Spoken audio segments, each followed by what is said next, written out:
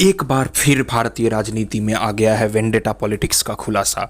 और उसी vendetta politics, hate politics, साथ साथ जिस राजनीति में अपने मतलब के लिए अपने अपोजिशन को, अपने विरोधियों को जेल में भर दिया जाता था, आज उस पॉलिटिक्स का एक्सपोजर हो चुका है। और हाँ, ये एक्सपोजर और किसी नहीं, हमारे देश के सर्वमान्य सबसे बड़े कोर्ट, सुप्रीम कोर्ट ने किया है।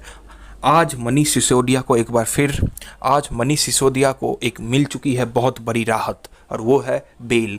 सुप्रीम कोर्ट ने मनीष सिसोदिया को दे दिया है बेल, और ये एक बहुत बड़ा तमाचा है उन शक्तियों के लिए, उन सेंट्रल एजेंसीज के लिए जिन्होंने ऑपोजिशन के नेता को चुन चुन कर टारगेट किया था। सुनिए क्या कहा आम आदमी पार्टी के कद्दावर नेता संजय सिंह ने।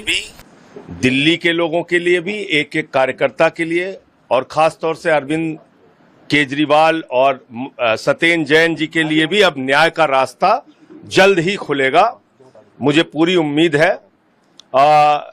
जो 17 महीने मनीष सिसोदिया की जिंदगी के बर्बाद हुए, उसका हिसाब क्या देश के प्रधानमंत्री देंगे?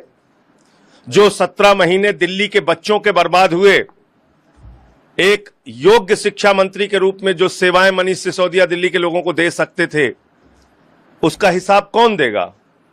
आज मैं प्रधानमंत्री जी से पूछना चाहता हूं, आपका मकसद, बीजेपी के लोगों का मकसद सिर्फ एक है। मनीष सिसोदिया ने जिस तरह की एजुकेशन मॉडल दिल्ली में इंट्रोड्यूस की थी, दिल्ली की इस गवर्नमेंट स्कूल को जिस तरीके से इंप्रूव किया था, ये अपने आप में एक इंस्पिरेशन है।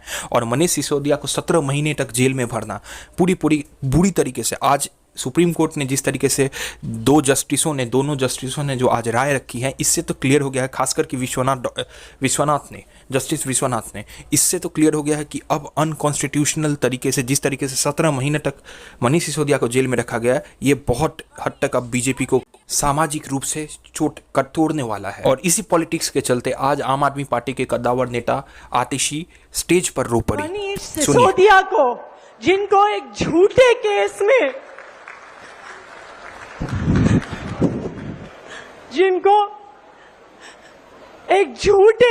में 17 महीने तक। दोस्तों, बात सिर्फ मनीष सिसोदिया या सत्येंद्र जैन या अरविंद केजरीवाल तक सीमित नहीं है। देश के लगभग हर political unit, opposition political units के साथ, यहाँ तक कि नीतीश कुमार जो बीजेपी के एक सहयोगी हैं, एनडीए सहयोगी है, उनके आईपीएस ऑफिसरों के ऊपर भी इसी तरीके से ईडी और सीबीआई ने बार बार अटैक किया है। और ये सेंट्रल एजेंसीज का मैनिपुलेशन धीरे धीरे बीजेपी को बुरी तरीके से, पॉलिटिकली, राजनीतिक तरीके से और नेशनली बदनाम कर चुका है। लेकिन इससे बड़ा बात, जो इससे भी ज़्यादा इंपॉर्टेंट है, वो है कि अब अरविंद केजरीवाल की प्रतिक्रिया क्या होगी, आम आदमी पार्टी की प्रतिक्रिया क्या होगी, क्योंकि आने वाले समय में दिल्ली के चुनाव में केजरीवाल का बाहर रहना बहुत इंपॉर्टेंट है। और इसी मुद्दे के साथ साथ अब सिसोदिया भी बाहर आ चुके हैं, तो इससे बीजेपी को लगा है बहुत बड़ा झटका। और साथ साथ ईडी और सीबीआई, जो सेंट्रल एजेंसीज जो बार बार ऑपोजिशन यूनिट्स के लीडर्स को घेरती आ रही है, उनको भी लगा है झटका। अब राहुल गांधी और ऑपोजिशन यूनिट के जितने भी बड़े नेता हैं, उनका इस पर क्या रिएक्शन रहेगा, वो क्या करते हैं राजनीतिक रूप से इसे रोकने के लिए, ये आने वाले दिनों में एक बहुत बड़ा भारतीय राजनीति में निर्णायक परिस्थिति क्रिएट बनाने वाला है। आशा करता हूँ मेरा ये रिपोर्ट आपके लिए अच्छा था। कृपया आप मेरे चैनल को सब्सक्राइब करें और मुझे सपोर्ट करते रहें।